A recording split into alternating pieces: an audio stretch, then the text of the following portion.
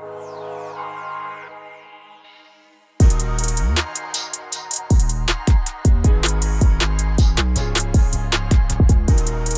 Jordan. What's up, Michael? How goes? Dude, it's going well. How's your workout? My workout was mediocre. Just a quick little pump session at home. Little home pump session. Nothing crazy. Oh, you didn't go to the gym? Nah. You have the Bowflex? Yeah, Bowflex. Did some pull-ups. Some mobility. Oh, you have a chin-up bar? Mm-hmm. Nice. You have a bench? Not yet. I don't really work out from home. Got it. Yeah. Okay. How are you? Good, man. I feel good. I feel great. I really wish we would have had the 30 seconds before we hit record on the podcast because that was outstanding. How you doing on our list? Dude, I'm doing super well from the perspective of I'm posting every day. Well, not every day. Every scheduled day. On Sunday, Monday, Tuesday. Sunday, 3 Monday, weeks Tuesday. in a row. Absolutely crushing it. Instagram at Personal Trainer Podcast. We have a system. Yep. You are killing those. Dominating it. I love it. What's up with you, bro? What are we doing today? What are we talking about? What's on the schedule? What aren't we talking about? Oh, yeah. I forgot. I sent you a list of things to talk about. Yep. BMI is on there. Oh, wow. Dude, I'm so glad I texted you that list because I would have forgot. The comments on YouTube after the pillows episode from 2 weeks ago Not were surprised. outstanding. So big shout out to all you leaving comments. Glad you jumped over to YouTube for that one. I knew that was going to go crazy as you were doing it. I was just losing it laughing. And I knew that people watching were going to lose it. That was probably like the greatest moment in all of podcasting history. Definitely not. I just hope that people, in addition to gleaning some entertainment and humor from it, actually dial in their sleep, which will improve their lives. Dude, I found the list that I texted you. You have the list? What do you want to dive into? All right. I'm so glad I texted you these because if I didn't, there's no way I would have remembered that. And they're actually like, they sort of lead into each other. They're like the same, they're similar topics, okay, but different. And like similar principle, but different topics of getting to the principle. So the first thing is organic. Anytime I bring up organic on social media, people get really upset. And I used to be like fully into organic is better, organic is, and specifically healthier, right? There are two main arguments. Like one is that it's more nutritious and the other is that it's safer. The nutritious argument, I think fewer people believe nowadays, like they understand that organic doesn't mean more nutritious. But the safer one is like the real like major point of contention that people get upset about. They're like, it is safer. There aren't pesticides, blah, blah, blah. And I used to believe that until I actually studied it and read the research and blah, blah, blah. And I realized it's not accurate. And this is crazy. So I posted about it again recently. And every time that I post about it, I get a couple of messages saying the same thing. So I get people who their job is to spray pesticides on crops. I get people who message me, hey, that's my job, just so you know. And every time, this past time I did, I got two people saying me this. Hey, this is my job. Just want you to know. They both said, they're like, please don't put my name or my handle or my picture if you decide to share this. You need to like keep me anonymous. But for whatever it's worth, anytime an organic farm has too many bugs on their crops, who do you think they call and pay extra to have me spray in the middle of the night? Wow. Which I was like, sneaky. How fucking like two separate people messaged me this saying like, just so you know, even the organic farms, like when the bugs get to be too much, who do you think they're calling? And so it's and obviously organic farms, they use pesticides too, but often in different amounts, or they have different pesticides, but they're often still calling the exact same people because they can't sell their crops if the bugs are eating them, right? They can't sell their crops if they're gone. So it's like, it's just so funny to me that I don't even know if funny is the right word. It's funny and sad and scary, and there's a lot of words that come to mind, but people think that they're buying something that's better when in reality is like it's probably the exact same thing. They're using that buzzword because then they can sell it for a higher price, all else equal, even though they have, whoever in your DMs coming in the middle of the night to spray their crops. It's just crazy because we have to assume that's not the majority of organic farms, in fairness. Or maybe it is. Maybe it is, but I would assume it's not. I would hope that it's not, I'll say. Yeah, I would say hope and assume. I mean, I get this message all the time. And what's crazy is I've never heard this message put out publicly on like a mainstream podcast or in the research. Like this isn't something that shows up in a research study because this is something that happens. People are paid extra for it. And the whole concept is you have to keep it secret. And so this is one of those things where it's like, you probably wouldn't hear about this. And the pesticide company, like, why wouldn't they do it? They're getting paid extra, right? So like they're getting paid more money and probably under the table because that probably can't show up on this, like their tax returns or whatever it is, right? It would immediately like give their pharma, like it wouldn't be good for anyone involved.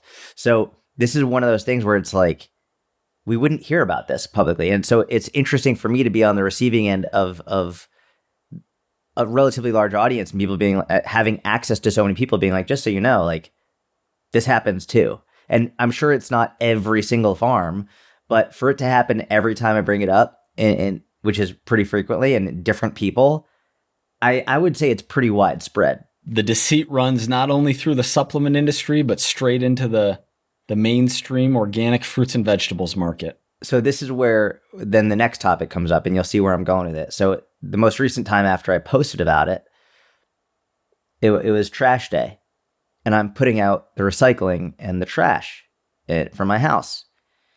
And I'm just thinking, and I don't know. I'm wondering, how do we know that they're actually separating the recycles from like the non-recycles? You know what I mean? Like how do we, I'm hoping they are, but how do we know that they're not just taking it to the same fucking place and just dumping it all together? You know what I mean? Yeah, I hear you. So I was just putting it out there and I was like, and all these people who are like super, super, super, I was like, have you ever seen it? Like, have you ever seen it with your own eyes? Like where they put this stuff and then where it goes? That's, I have not seen it. I don't know what the auditing or certification process is around recyclables. I know that different trucks pick up the guy who picks up my trash is different from the guy who picks up my recycle. Same. Yeah. I've never followed them to see where they're going with it. That's what I'm saying. How do we know? I guess we don't for certain. I have faith in the system on that one. I would imagine someone else would have figured it out. You usually don't have faith in the system. I'm surprised you've got faith in the system on that one. Yeah, what's the incentive? Dude. If they're throwing it all in the same place, why make us separate them? BlackRock, man. Who knows? I was wondering, because you just sent me like, not a lot of detail about what you wanted to talk about. And you were like, how do we know recycling goes where we think it does? I was like, what is this going to be? It's exactly what I wrote. How do we know where it goes? You should follow. If I had just wrote time. recycling, I probably wouldn't have known what I meant by that. That's why I had to literally put the whole question in there. Smart. But my thing is, even if we go and we see, like, how do we know then what, like, I don't know. We don't know. I guess we just have to trust the system. But I'm getting to a point where it's like, I don't fucking trust the system, man. I just don't know. I think you can have distrust for certain elements of the system or different systems and trust in other systems. I'll have to think about this recycling one and think of a way that we can be reasonably confident that our recyclables are getting recycled. Because then I see products that say, hey, this is made out of 100% recycled material. And I'm like, was it? The distrust is running strong in Jordan today. Dude, big time. Really big time. I had a buddy in college who was staunchly anti-recycling because he thought that it didn't matter. He thought it was like a scam of some sort. that it didn't I actually think help that the if it environment. actually does what they say they do, if they actually do recycle it, then I think it makes sense. I've just seen too much in my very short life What have you to seen? cause me to be very distrustful. Anything specific that you've seen that has made you distrustful about recycling in particular? Not about recycling, but about like news and government media. You know, Yeah, and big garbage. Big garbage is probably in that dark triad. I'm not gonna say big garbage, but definitely big government. You know, Well, the government isn't who picks up my recycling. It's a private company. is that not a government job? No. I always thought that was a government job. Maybe in some states, but no. I don't know. No, there's a handful of businesses that offer that service around here, and So, oh wow, I would have thought the government would have taken care of that. maybe it's different in Texas. Do you not pay someone to pick up your recycling? I pay someone. I thought that it was the government, but I have no idea who it goes to. This is great.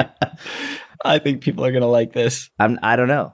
And again, I don't know. I've never followed them. I have no idea. I'm just raising the question. It's a question worth asking. All right, let me ask you this hypothetical: if it's not the government picking up your trash and recycling, do you have more faith that it's going where they say it's going? I do have more. I have more. Not full faith, but I would have more faith. Yeah. Mm-hmm. Because then what you really have to boil it down to is like, it's still people running it. And so people like are like not always going to do the right thing. And oftentimes like they just will do the easier thing. We see this all the time. I mean, for example, in the fitness industry, we see people be like, yeah, you're going to get an individualized training program. And they just copy and paste and give all their clients a one-on-one training program.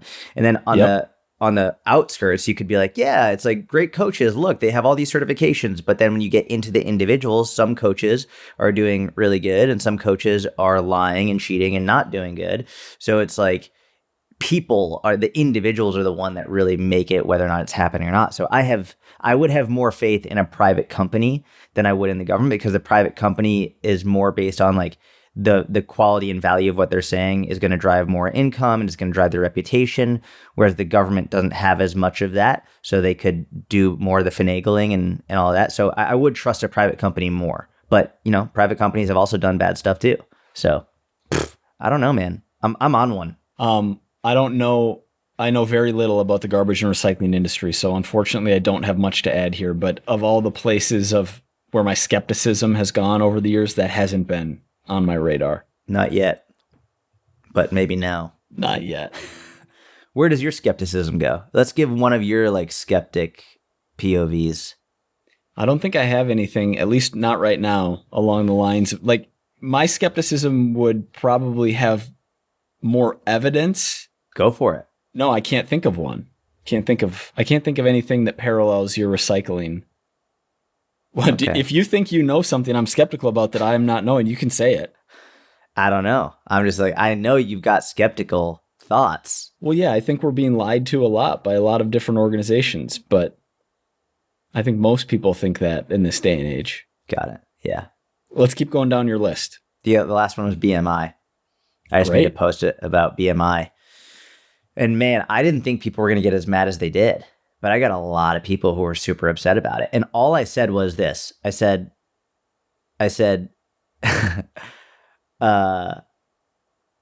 BMI has many faults. Like it does. It's not a perfect tool. It's not perfect. But the purpose of BMI is large scale general application to average everyday people, the average person. And I said that many people in the fitness industry love to go off on tangents and say BMI is worthless and it's stupid, when the people who initially started saying this were people who had a lot of extra lean mass and a relatively low body fat. So it was saying that they were overweight or obese, but that person isn't an average individual from the perspective of the BMI. That's not an average person. So just throw the baby out with the bathwater and just say it's useless, it's worthless, just because for you it doesn't work, is you are not representative of the vast majority of the people. Vast majority of people do not work out every week. The vast majority of people do not have an excess or a lot of lean mass. The vast majority of people do not have low body fat percentage. The vast majority of people have excess body fat and are lacking in lean mass. And for them, the BMI actually is a very good tool. Again, it's if your doctor is only using the BMI, that's a big problem. But just as a general tool, it's actually a very good tool which takes minimal time. And the number of people who got mad at me for that, I can't even begin to tell you how upset they were. And I know that these are people who only follow accounts that make them feel good. And these are like from the perspective of they only follow accounts that give a message that makes them justify the way they're living. Right. And as soon as a message comes across their desk or across their phone screen that says, maybe this isn't right, maybe what you're doing isn't the best, they get so mad and so riled up that they're like, all right, fuck you, I'm out. This is wrong. You're stupid, blah, blah, blah. Like they didn't even want to hear it. So, sorry if maybe you said this and I missed it. Were the people who are upset people who are like overly muscular, appear to be overweight on BMI, maybe a 27 on BMI, but really they're like 10% body fat, like the bodybuilder kind of person? No, or is it the person or is it the person who's overweight or obese who is in like the healthy at every size, fat acceptance kind of side? It was that. Okay. It was that. And a lot of them were throwing out. Is wild to me that, and you said there are people who follow you, because we talked about this one a little bit before. But this wasn't like the post went absolutely bonkers and this is all new audience and you hit a different echo chamber. These are people who follow you who think that there isn't a correlation between body fat percentage and health or a high BMI. There was literally one comment that said, I can't make this up. One of the commenters said, well, then how do you explain that people who have a higher body fat live longer? I can't even, I swear to God, someone wrote that. I was like, what?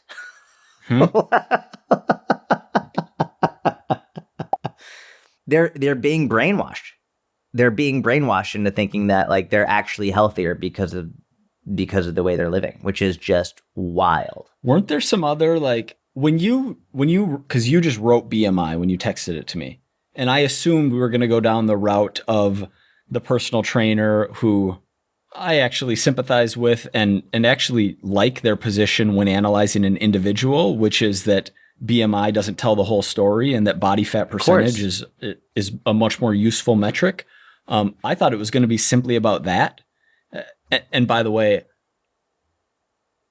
I don't like BMI at all for assessing an individual. For assessing a population, especially over time, it's an amazing tool. If I'm assessing an individual, body fat percentage is way better. Absolutely. 100%. Yeah. That doesn't mean BMI doesn't have its place and many useful applications. So I assumed that was going to be the extent of this discussion around BMI, which I find very interesting.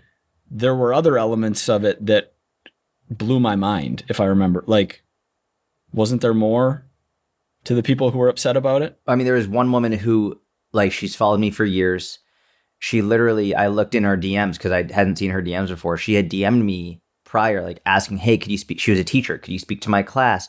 Like, I want you to speak to my class. Like, over the years, she sent me so many messages and I posted that and she just went off in the comments and unfollowed me and all of that. Just like really mad that I would have the gall to post that, saying that it's actually a good tool from a large scale data perspective based on the average individual.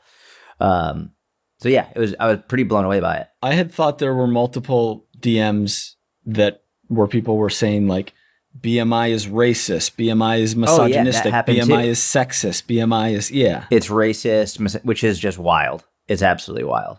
Yeah. And they're saying it because the original study was done on white men. And that's like how they originally came up with BMI. But for me, it's like, okay, so that's how they originally did it. But you do realize that like most studies, if you look at historically studies, like it's off, like they don't like, especially historically, they haven't diversified just deliberately. So over the years of using BMI, we've collected a lot of data from all races and from men and women and like from everything. We've collected so much data. So while the initial study may have been on white men, that doesn't change all of the data that we've gotten since then that has then impacted BMI and the knowledge that we now have on it. Even if the studies are on white men or Asian women or any gender/ethnic group/race, that doesn't make the metric racist. Just because you did studies on certain segments of the population doesn't make the metric racist. I assumed you were going to say the reason that people argued it was racist was because there were differences in BMI amongst different ethnicities. Like, I feel like that, if there was an argument, would be a better argument, which still isn't correct. Still isn't racist, but yeah. Right. Yeah, people are throwing that word around way too easily right now, where it's actually like diminishing from when someone does experience racism. It's like it's thrown around so much now that it's like you're taking away from the severity and the importance of this word when you just throw it around for things that aren't actually racist. Correct. And what I really learned was that I am not on the internet at all, because I thought that conversation was over. Like, I thought calling random things like BMI racist was something that would have happened in 2021. I didn't know that was still happening at this point. Yeah, I haven't seen it as much until that post, but I think that triggered a lot of people. I also did my Trump impression in a post yesterday, which got an overall good response, but one woman posted being like, "Why'd you have to bring Trump into it? I liked your content until then." And then I was like, I don't want you following me. I like wrote that. It's like, if me doing a shitty Trump impression triggers you like enough, like, please don't follow me. Yeah. Yeah. Your impression's good. So, I mean, it's getting better. It's getting better. It's no Shane Gillis, but it's good. Dude, Shane Gillis does his Trump impression better than Trump does Trump. Like, Shane Gillis does Trump better than Trump does Trump. It's insane. Yeah, I think that's right. Anything else on BMI? I mean, in terms of my legitimate thoughts, there's no question that body fat is the infinitely better tool to use. We also have to remember that, like, when you're going into a doctor's office, they're not able to accurately measure your body fat percentage. Like, they're so slammed. And then we could get into the whole healthcare system, blah, blah, blah. But, like, just stick with the topic at hand. Doctors doing the best they can with what they have. They have this tool and they have this ability to assess you relatively quickly based on large-scale population data. And sorry, we didn't even hit this. BMI is just a height to weight ratio. Yeah. Yep. For those who might not know. So while it may not apply to you individually, it does give the doctors a good idea as to, like, okay, I have a general idea of, like, what needs to happen now. Now, that being said, I don't think it plays that big of a role in terms of how that doctor should communicate with the patient. In fact, I don't think it should play really any role in terms of how you communicate with the patient based on their BMI. Generally, let's say it's an average individual and they have a very high BMI because they have a very high body fat percentage.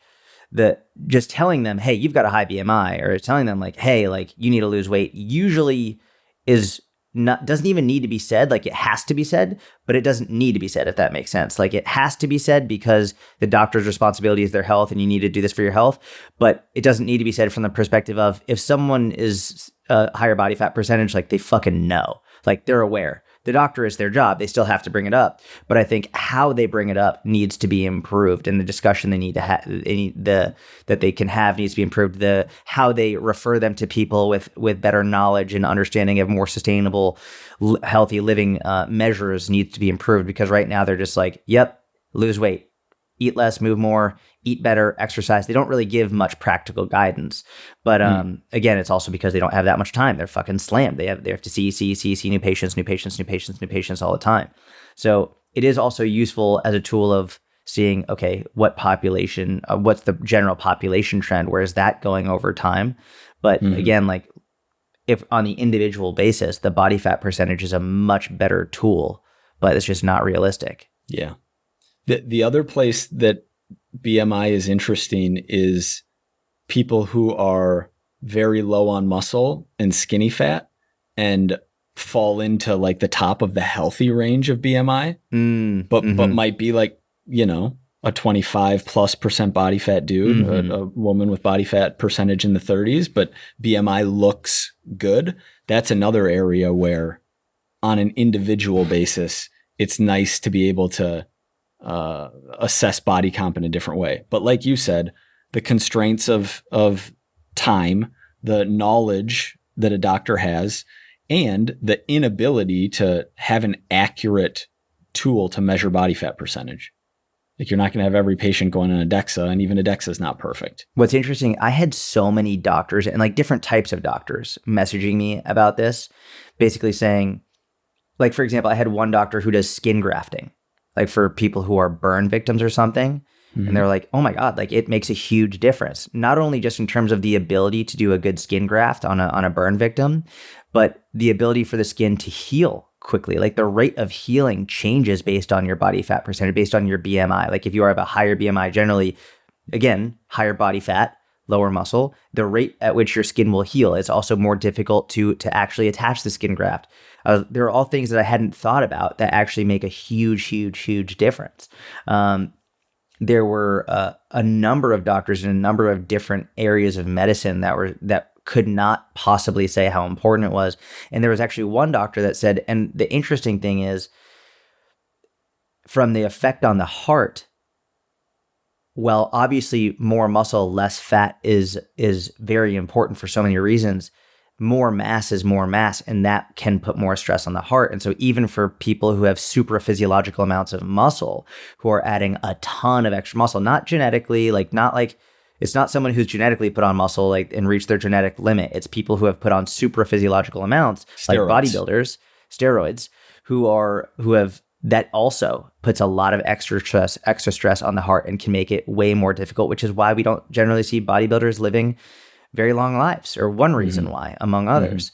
And so in terms of the mass part of the equation, mass is mass. And generally speaking, it's why when we look at generally centenarians or people who live very, very long lives, they also tend to be smaller people, right? Like you generally don't see like a 6'4" person living outrageously long. Not saying you can't, but large scale data, it's the small, and especially women, like smaller, petite women generally are the ones who live the longest, which, there are many reasons for that, but mass being one of them. Yeah. There's a sweet spot in terms of how much muscle is optimal for longevity. Assuming you're not hopping on a bunch of steroids and like trying to put on as much muscle as possible, you're not going to naturally put on so much muscle that it's a problem for your heart. Or like you risk cardiovascular issues. The benefits of having a lot of strength and muscle, especially as you get into your 40s, 50s, 60s, 70s, are massive. And just so we're not deterring people from adding muscle from that's why I kept saying super physiological steroids. Like I know, and okay, maybe everyone knows what that means. I wasn't sure. Yeah, don't not try and build muscle because of this. Like you're not going to build too much muscle unless you're taking an obscene amount of steroids and training like a high-level bodybuilder. Yeah. Yep. Nailed it. I wonder how many people listening who are taking an obscene amount of steroids and training like a high-level bodybuilder are like, I need to change. This podcast just changed my life. Probably not many. I would bet none. I would bet none. You know what I would actually say? The ones who are listening already know what we just said and are conscious of it. So maybe they're on like a base of test. Maybe they're they're not high level bodybuilders. Maybe they're more amateur. But they're doing it intelligently. They're doing it under the supervision of a doctor. Yeah, maybe some ANR. Maybe. We don't have someone with 280 pounds and like 5% body fat listening to this podcast and like, oh, maybe I should tone it down a little for my heart health. I think there are zero get an of those. Email from someone, from some Chad, just being like, I'm actually 5% body fat, 280, and changed my life. Jordan just used the word Chad. That's incredible. Have you been on Twitter? No, I have not. Did you learn Chad from me, or have you seen it out there on the internet? From you. You haven't seen it on the internet? No. Cool. Good. I just like to know where we're at. I like to know when my echo chamber bumps up against someone else's. What else? What else is on your list? Bring back the BMI. I think that was it. That's all that I messaged you. We said we would review. We made a list of things that we're going to focus on. Last week was real hype. I know you don't remember. What? Artificial sweeteners. I don't remember at all. You were like, we're bringing back clean eating. Clean eating's coming back. We're bringing it back. Yeah. Okay. Yep. Stretching, cardio, minimal processed sugar / desserts. Dude, we made a list last week. Okay. You so wanted what are we to make a week? list. I was like, we making a list? And we made a list. I was just checking in to see how we're doing on our list. But you forgot we even have it. So I'm guessing not very good. We're making a list. We already made the list. This is the list that we made 1 week ago. I was literally like, oh man, all right, let's start making a list. This is the list. Dude, no, I'm doing good. I've had artificial sweeteners. I've had some Diet Coke, Diet sodas. It's not all or nothing. It's directional progress is what we care about. I make sure that I have a full one of these, and for people watching YouTube, a full massive thing of water before I have any diet soda. So I have a big one of these. This is actually a sick jug, by the way. There's like just a little bit of water left, but like look, right over my computer, nothing. Doesn't spill. Nothing. It's all good. It's a sick jug. And I think I've changed my mind. I used to be like all smaller water as a bottle. Remember when I said that? When I was like, I like this smaller water bottles because like I could just keep filling it up more and more and more. Yep. But that ended up becoming a task where I was like, got to keep filling it up. Whereas now it's just like, all right, here's what I got to have before like noon or whatever. And that way, boom, I don't need to keep filling it up. Don't need to go back. So even though it is less convenient from the perspective of the size is sort of annoying to carry around, it's more convenient from the perspective of I don't need to keep filling it up. So I'm still trying to figure out my best way to get more water in there. But as of right now, I'm a big water bottle guy. What's fun is, as someone who doesn't struggle with water, we all have things that come more naturally to us. You don't struggle with anything. Yeah. I struggle with lots. The problems and issues that people who struggle with water have are similar. And I feel like this isn't discussed because there's the strategy of, okay, I want a smaller water bottle. 1, because then I'm going to build momentum and confidence because I feel like I'm actually finishing it. 2, because I like to chug water and I don't want to feel overly full. I don't like that feeling. Like those are 2 very commonly espoused ideas around that. Both of those are me. But then going to the big water bottle is easier, right? You don't have to fill it up as often. But for some, it's demotivating because they feel like it's too much water to drink. They feel like they're never going to be able to drink that much water. There are pros and cons. Dude, and it's just so big that it's annoying to carry around. You know what I mean? Yeah. And then if I have it in my car, sometimes it'll fall over, and it's that big water bottle can be a little bit annoying. But this one, it's called the Hydro Jug. Not getting paid for it, but yeah, I'm a fan. What's that one you got? It was whatever was cheapest on Amazon, but it's Is it plastic? Yeah, it's plastic. I know. Oof. I know. Well, it's not like the plastics that the study was done on with the 240,000 microplastics. I like it because it's half a gallon, and the half a gallon metal options are a little more annoying. I have a 40 ounce metal that I don't like as much. Yeah. Got it. Okay. How else are we doing? Cardio, stretching, clean eating. Oh, dude. Stretching, I hit a personal record with my middle splits for the first time in like 3 months the other day, which I was really excited about. Nice. Dude, stretching, I'll tell you what, my idea of stretching, I'm trying to figure out the best way to say this. I didn't realize how much strength could be involved in stretching when you stretch, I'm not going to say in the right way, but in a different way. And so a lot of the stretching that I'm doing is very high intensity isometric holds at the end range of where I can currently go. Mm-hmm.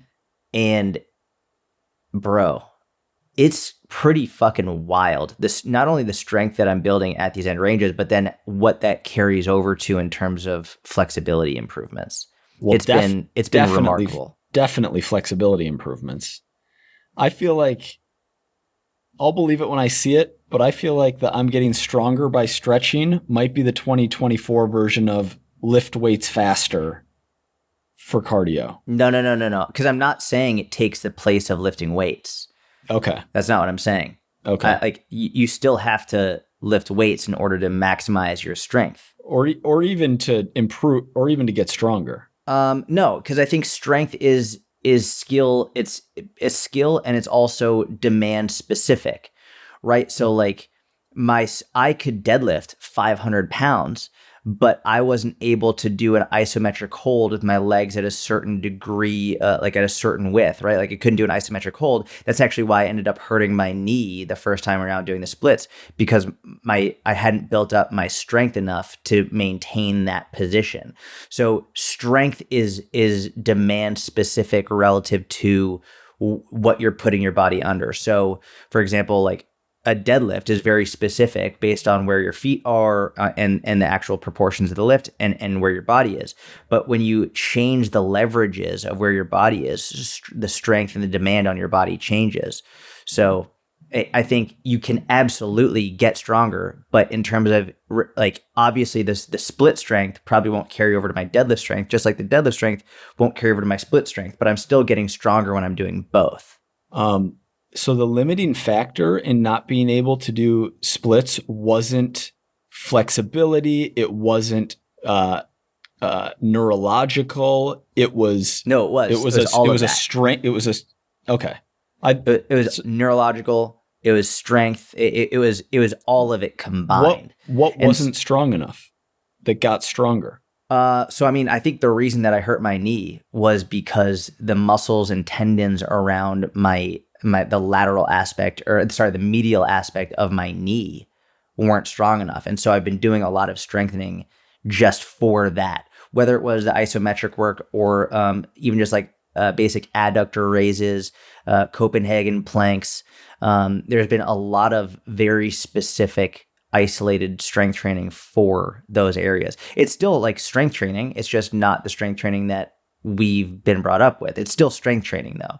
And so that's where I think like, I would imagine that this like type of training, a static hold, a body weight static stretch, you would call strength training?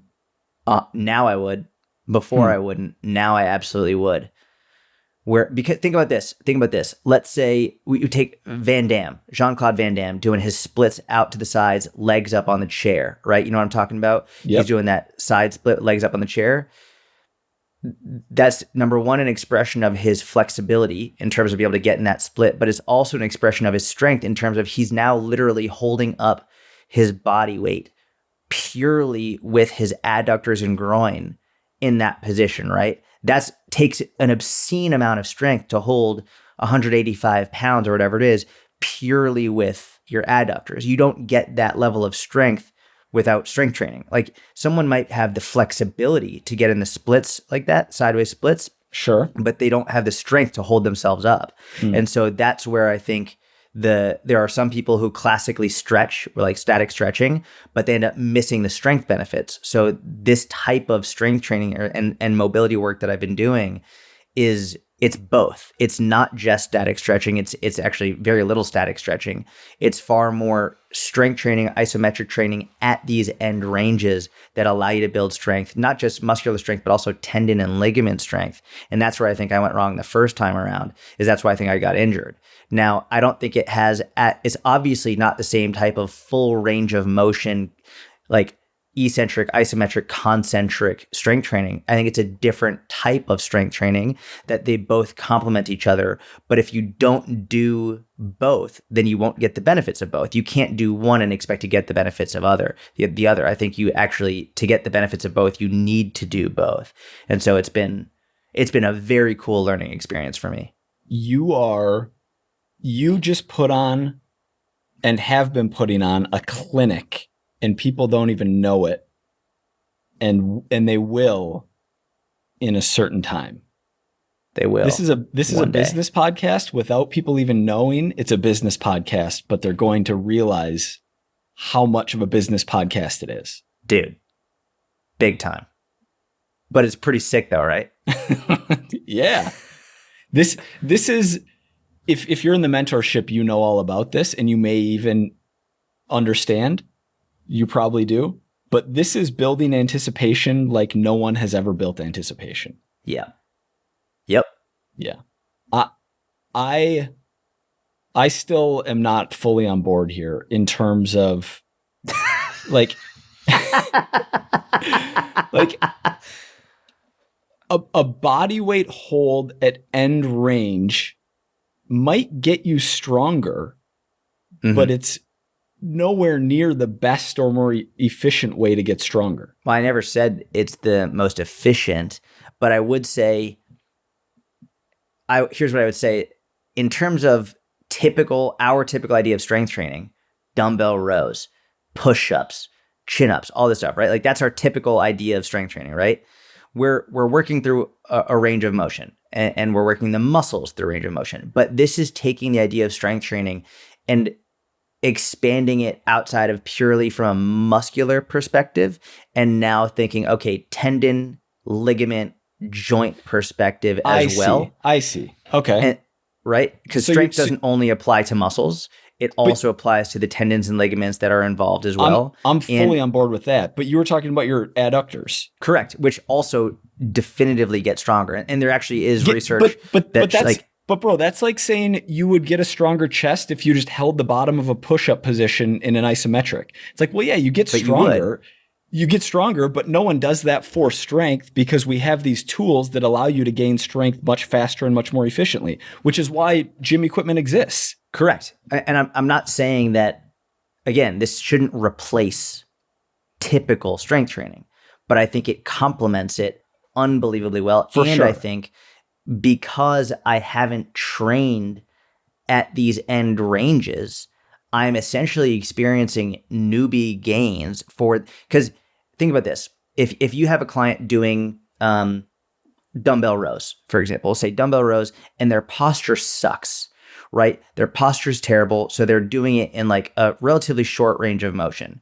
So, and you're not going to you're still going to have them do dumbbell rows, but like maybe you're just going to expect it to improve over time as their posture improves, as their thoracic mobility improves. As their thoracic mobility improves, they get more upright posture. Their range of motion increases now. And as that range of motion increases, they might actually need to reduce the weight because they're accessing range that they haven't used before. They're accessing a range like, all right, I haven't been here before. Now I'm using a bigger range of motion. I need to reduce the weight because I'm training my muscles in a range that haven't been trained yet 100%. Because my posture sucked. So now they can get stronger in a range they haven't been to before just from improving their posture. Yeah, because they have an increase in mobility and flexibility, which allows them to access more range. 100%. Exactly. I agree. Yeah, I agree. So that's what I'm saying. And that's why flexibility and mobility complement strength, but they're different. I agree. Yeah, they do. I agree with you that what you're doing with splits is strengthening tendons and ligaments. Absolutely. And muscles. It has to. And muscles. Think about this, like if I'm accessing a range I haven't accessed before, I'm accessing a range that I've never been to before. And then in this range that I've never been to before, I am now isometrically holding myself in this position that I've never been to before. And I'm actually even doing a very slow eccentric contraction is really probably a better way to describe it, because I'm slowly getting further and further out. So as I go further and further out, I do this slow eccentric, then I do an isometric, and I'm holding in a range my muscles have never experienced before because I haven't had the mobility to do that. And so if we're thinking about how do we get someone stronger to do chin-ups, someone who's never done chin-ups before, slow eccentrics. They're not doing the concentric. We might have them do an isometric hold at the top, slow eccentric all the way down until they are strong enough to then do that concentric. Eventually, you could do that same thing with a split where you slowly go out on these slides and then concentrically bring them back in. That's an obscene level of strength, but it would still require muscular strength in order to do that. More range of motion doesn't mean stronger, though. I never said it does. Okay. I said you now have access to get to train your muscles in a range of motion that you haven't been to before. So now you can train your muscles to get stronger in that new range of motion. If I do a chin up and I get my chin to the bar with 3 plates hanging from me versus doing a body weight chin up and I get half an inch above the bar, which is stronger? It depends how we're defining stronger in this, like, because you are now training your muscles in a range they haven't been to before. So I would say if you could go from 3 plates chin to bar, but then you could eventually work up to 3 plates. No. I get chest to obviously, bar. obviously, if it's the same weight, the bigger range is stronger. But I'm saying 3 plates Correct. hanging from you, half an inch less range of motion compared to no weight hanging from you. Yep. Half an inch more range of motion. Which of those two is stronger? I don't know if you can compare the two. Let me ask you this, because I'll use the exact same example. 3 plates chin to bar versus body weight chest to bar, for example. No. Half an inch difference. I'm not saying a big difference in range, because I'm just talking about that extra quarter inch that you're gaining. Because it's more range. So, but are you able, in this example, as the person who's doing the 3 plates chin to bar, are they able to body weight go get that extra half inch? Or is that range accessible to them? I would imagine, yes. Okay, so in that case, then you're using more force in order to and you're using more force to get 3 plates plus your body chin to bar. No question, you're using more force. Yep. Right. But in that, let's use the same exact range of motion. Let's use let's use the same exact weight. 3 plates added on your body. Well, then a bigger range of motion is stronger. Of course, I completely agree. That's exactly what I'm saying. When we're comparing so body, when you have a bigger range of motion, you can train your body to get stronger. But when we're comparing body weight to using weights, yep, that's what I'm getting at. But I mean, I could do a split holding weights. So it's not necessarily about holding weights. But that wouldn't be the most efficient. It's about the range. But you wouldn't train your adductors isometrically.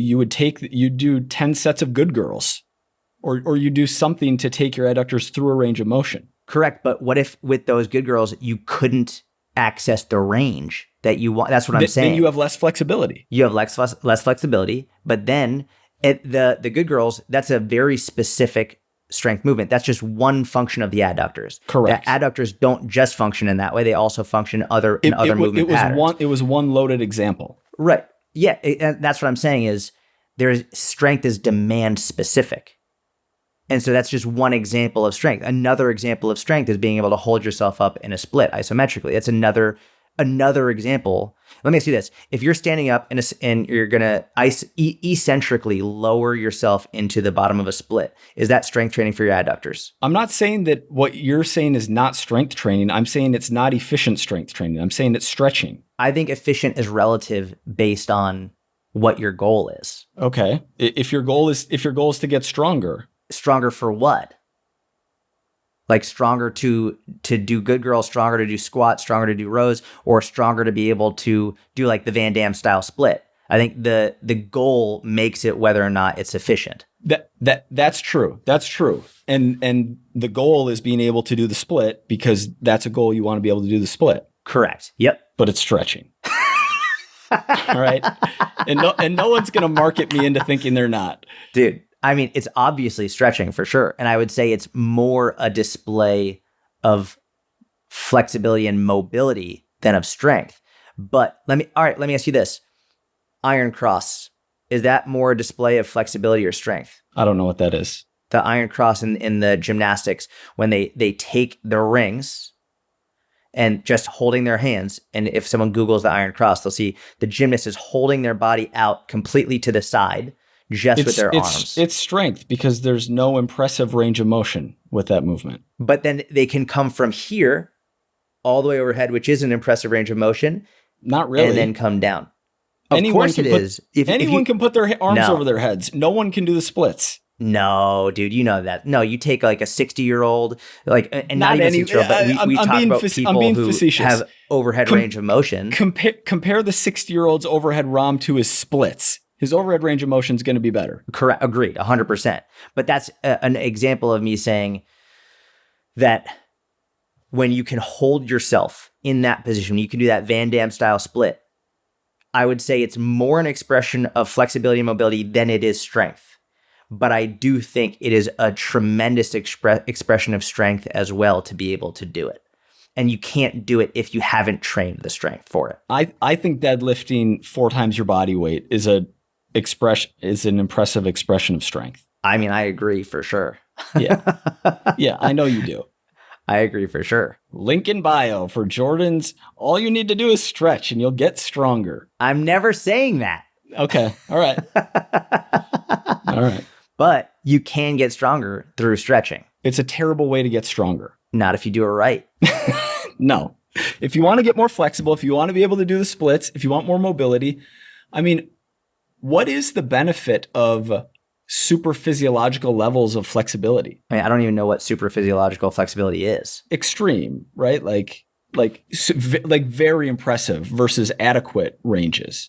Yep. Because Yep. we know having adequate ranges is going to help with pain, but I think that the benefits of excessive mobility are similar to the benefits of excessive strength. You take it to the extreme, and it can actually become a big issue. Now, I think what's important to clarify is oftentimes people will, and I shouldn't say oftentimes, but there are many people who will develop extreme levels of mobility, or maybe even have extreme levels of mobility. We could call it from like Ehlers-Danlos syndrome, or I forget the exact name, but EDS, where they're so hypermobile, but they lack the stability in order to control it.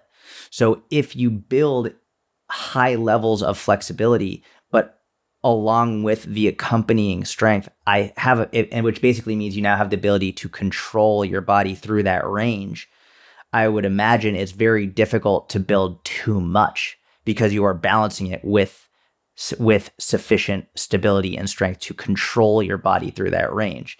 Whereas I think most times when you see people building excessive strength, they're building excessive strength through oftentimes not enough range of motion. They don't have enough range of motion in other areas, and they're also often overloading their body, and we'll call it their spine, their hips. They're overloading things that are past a point of benefit. And you can do both in mobility or in strength. Yeah. That makes sense.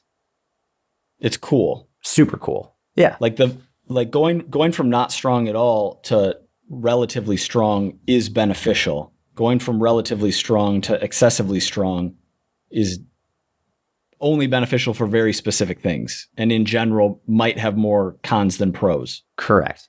And I mean, and we can see whether we're talking about bodybuilders or any elite athletes. So we could even use gymnasts, elite gymnasts. I would venture to say that if you speak to most elite gymnasts 10, 20, 30 plus years after they're competitive, a huge number of them will have major issues with pain. And it could partly be due to such high levels of mobility that were not balanced properly, but also I would imagine overuse injuries probably be more likely. So for example, one major thing with gymnasts is they really hyperextend their lower back. They land, boom, hyperextension, land, hyperextension, land, hyperextension. That's like when they land from a vault, boom, they go up super hyperextension. They do that hundreds and thousands of times. You're putting a lot of stress on the spine. So it could be excessive mobility without enough stability to go with it. But I think anything taking the extreme, whether it's strength or flexibility, can be detrimental. Okay. I agree. You know who I think is a really good example of outrageous levels of strength with high levels of mobility is Juji Mufu. You know Juji Mufu? Yeah. I mean, no, I don't know him, but I've seen him do the Jean-Claude Van Damme thing. Yeah. Dude, he does the Van Damme splits. He did it with I forget if it was 85 or 185 pounds. Where it's just fucking wild. And that's crazy. Yeah. Yeah. Good for him.